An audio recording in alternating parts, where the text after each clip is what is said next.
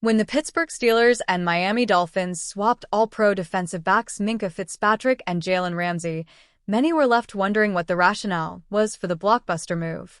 Ramsey is older and more expensive overall, and while he plays a more impactful position at corner, he looks to be gearing up for a role as a slot/safety hybrid with the Steelers.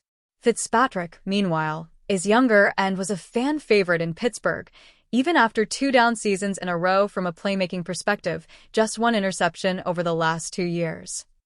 Sure, his cap hits were beginning to be an eyesore considering his impact, but the defense added talent this offseason that could potentially allow him to be more of a playmaker again in 2025. However, it appears that the reason for the trade was indeed related to his contract, just not in the way you would think.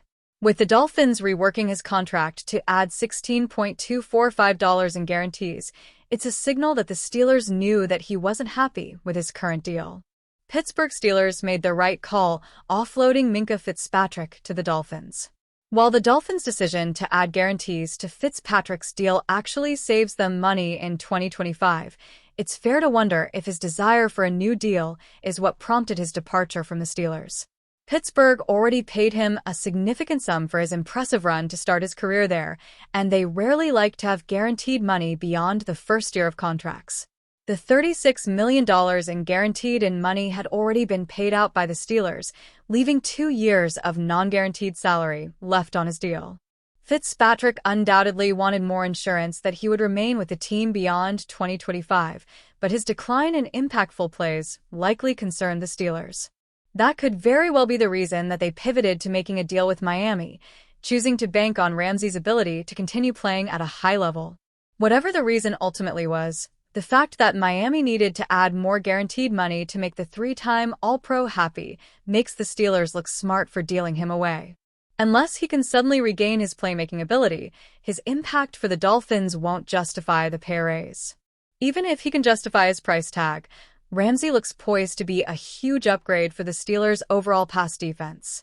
As the Steelers' offseason pursuit of Aaron Rodgers dragged on earlier this year, some individuals around the organization had voiced their skepticism over the move.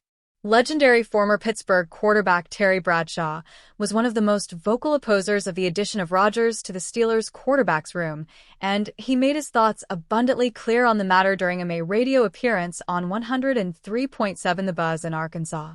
In his initial comments, Bradshaw scathed Rodgers and told him to go somewhere and chew on bark.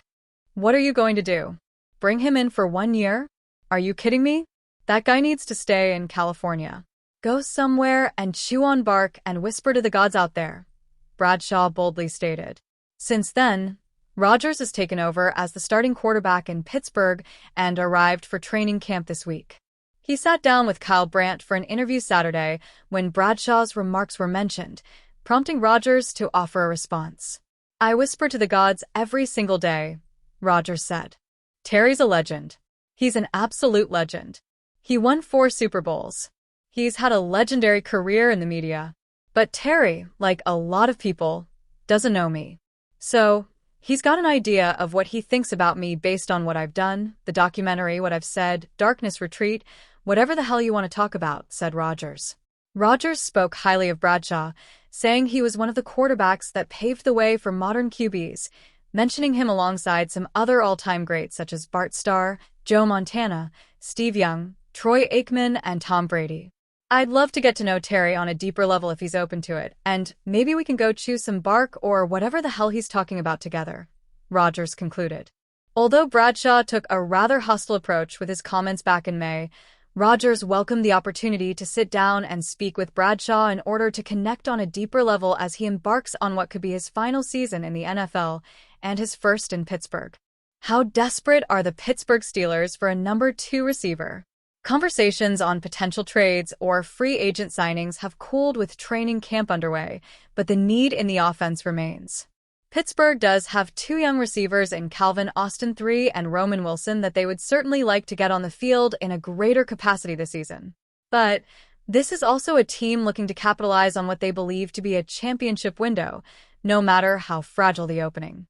Many of the new additions via free agency and trade the Steelers have made this offseason have experience getting to and winning Super Bowls.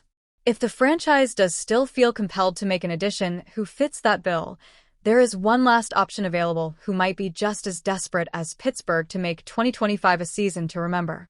Pittsburgh Steelers and Odell Beckham Jr. could be just what the other needs. Pro Football Sports Network's Jacob Infante recently highlighted the best available free agents and mentioned that one potential solution to the Steelers' need at receiver would be to sign Odell Beckham Jr. Beckham is almost 33 years old and has missed 40 games since 2020. But he still carries the experience of having played in a Super Bowl and a wealth of veteran knowledge as one of the league's biggest stars for the better part of a decade. It wasn't so long ago that the Steelers signing a player like Beckham would be a laughable suggestion, but this offseason has seen the franchise do many things that have been out of the norm. Still, Beckham likely wouldn't be a realistic answer to the Steelers' questions on offense. The former star hasn't looked like his once superstar self since tearing his ACL in Super Bowl 56. He played remarkably well for the Los Angeles Rams in 2021 and looked poised to possibly even be the Super Bowl MVP before the injury. But since then, he's been rather unremarkable. His return to football in 2023 with Baltimore was unspectacular. He caught just 35 passes for 565 and 3 scores in 14 games. Last year with Miami was even worse. He only suited up for 9 games and didn't make a single start as he recorded just 9 catches for 55 yards. Beckham is clearly at the end of his career, so it stands to reason that he would prefer to land with a contender where he can contribute with a light workload. The Steelers are one of the few teams that fit such a specific scenario, even if many believe Pittsburgh is far from being a serious contender. Such a pairing would reek of desperation, especially for the Steelers. And despite their bold moves this offseason, the team hasn't exactly been making desperate moves, rather just questionable from a certain point of view. Regardless, the Steelers would likely be better served finding veteran talent at wide receiver who don't carry as much media baggage and who instead have a better recent track record of production than what Beckham offers.